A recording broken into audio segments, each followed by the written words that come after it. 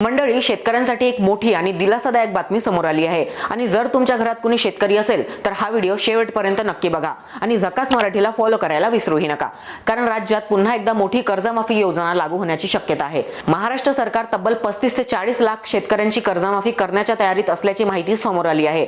आता सर्वात महत्त्वाचा प्रश्न, कोणाला फायदा होणार? ज्या शेतकऱ्यांचं 2 लाख रुपयांपर्यंत पीक कर्ज थकीत आहे त्यांचं संपूर्ण कर्ज सरकार भरून काढणार आहे, म्हणजे 2 लाखांपर्यंतचं थकीत कर्ज पूर्ण माफ होऊ शकतं।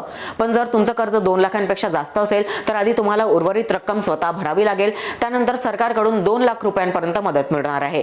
आणखी एक मोठी घोषणा म्हणजे जे शेतकरी वेळेवर कर्ज फेडतात त्यांच्यासाठी सरकारने योजना ठेवली आहे। अशा शेतकऱ्यांना 50,000 रुपयांचं प्रोत्साहन अनुदान दिलं जाणार आहे। ही कर्जमाफी योजना म्हणजे महायुती सरकारने विधानसभा निवडणुकीत दिलेल्या आश्वासनाची पूर्तता मानली जात आहे। यासाठी स्थापन करण्यात आलेल्या समितीने 6 महिन्यांचा अभ्यास करून आपला अहवाल मुख्यमंत्री देवेंद्र फडणवीस यांच्याकडे सादर केला आहे। सुरुवातीला काही कठोर अटी लागू करण्याचा विचार होता, पण शेतकऱ्यांचा विरोध लक्षात घेऊन सरकारने नवीन अटी न लावता जुन्या पद्धतीनेच कर्जमाफी देण्याचा निर्णय घेतल्याची माहिती आहे। तर मंडळी, तुम्हाला वाटतं का ही कर्जमाफी शेतकऱ्यांसाठी खरा दिलासा ठरेल? कॉमेंटमध्ये नक्की सांगा।